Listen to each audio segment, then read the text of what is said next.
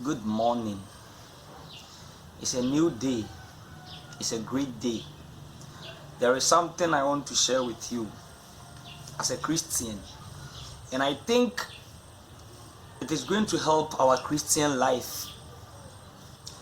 I'm just doing my quiet time, and I came across something from the book I am reading this morning, and I am thinking it will be too beneficial and profitable to share this with you.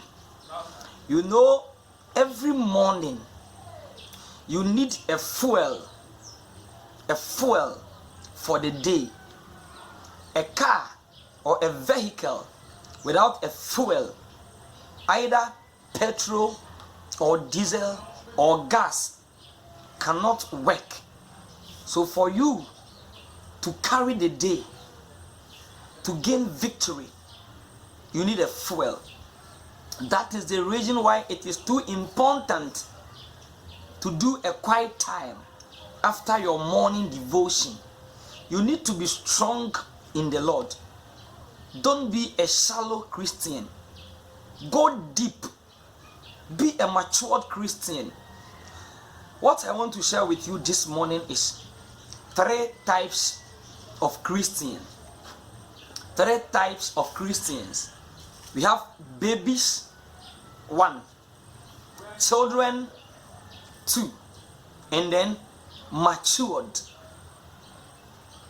Babies, 1, children, 2, and then matured. Now, I was reading something this morning, and it says, babies, children, and matured Christians.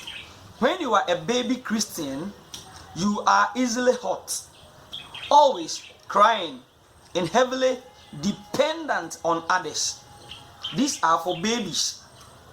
If you are a baby Christian, you are easily hurt, always crying, and dependent. Yes, babies are easily hurt. If you are a baby, anything can make you cry. Anything. You cry unnecessarily, and you depend on others. So in our Christian life, you will see people, anything, any other thing, they can say, I will not go to the church again. I will leave the church. Let them take their church. No, a matured Christian don't act like that. Everything you'll be crying. Everything you'll be crying. Everything you'll be talking. Don't be a baby Christian. And stop depending on others. Stop depending on others. Listen. When you are a baby Christian, you are easily hurt. You always cry. And you heavily depend on others. A baby cannot control his flesh and ease himself anywhere at any time. It's true. A baby cannot control his flesh. So in your Christian life, if you cannot control your flesh, that means you are a baby. And babies always ease themselves anywhere. You fall into temptations, the test, the trials, temptations comes and you will fall always. That means you are a baby. You need to grow. You need to grow. So this little thing I have read from the book to you, to your hearing, is for babies. Then you ask yourself, where are you in this category? Let's listen to that. Listen to that of children. Children, on the other hand, are little more controlled in the flesh, but are unstable. Yes, children can sometimes control their flesh, but they are unstable. Yes, they are. They are very unstable. Children cannot stay at one particular place. They cannot position themselves. So as in our Christian life, some are babies, others are children. And the children cannot position themselves. very well. Sometimes they control the flesh, but they are unstable.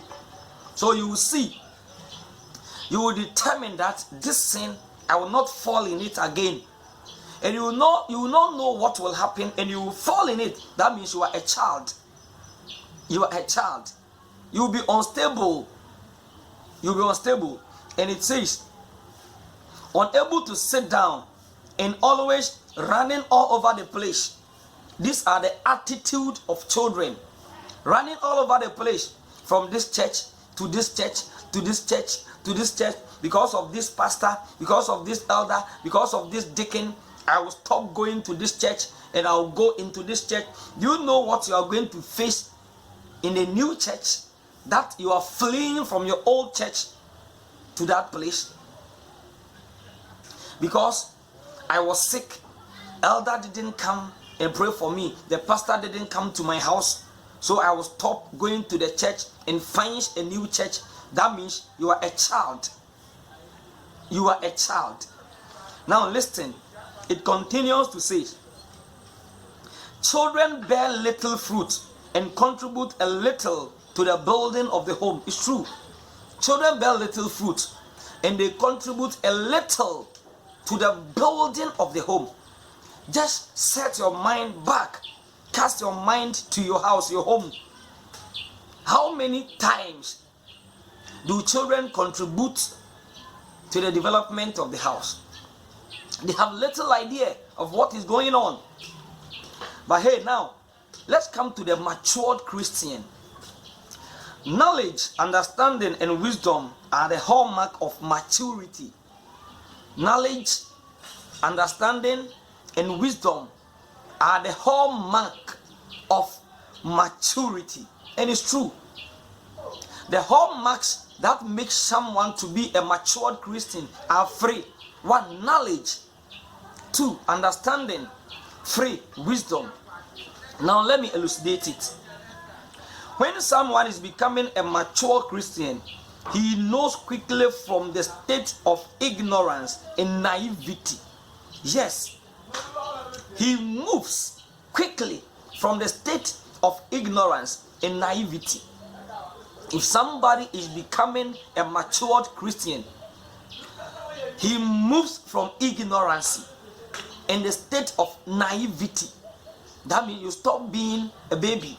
You stop acting like a child. You act like a matured. And how will you know that you are acting like a matured person or Christian?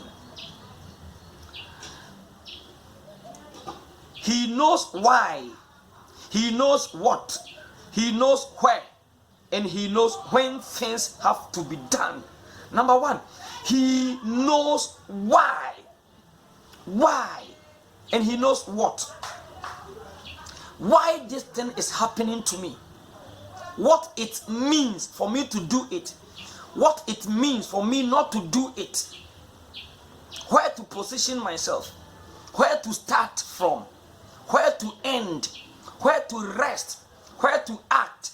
Where to respond. Where to react. Where to retaliate. Why not to avenge? Why not to mind them? Why not to speak on it? Why must I speak on it? Why must I retaliate? You see, these are the character, behavior of a matured Christian. You don't do things because people are doing it. You do or you does it on scriptural basis. What does the scripture say? People are doing it, yes. Is it in the scripture? Or is contrary to the scripture? Listen, it says, a matured Christian, you do things because you know the reason for them. You does it. You do it because you know the reason for them. Why must you do it? What you are doing, have you ever thought of the consequence of what you are doing? Do you know where it is going to end you? The benefit of it, the outcome of it.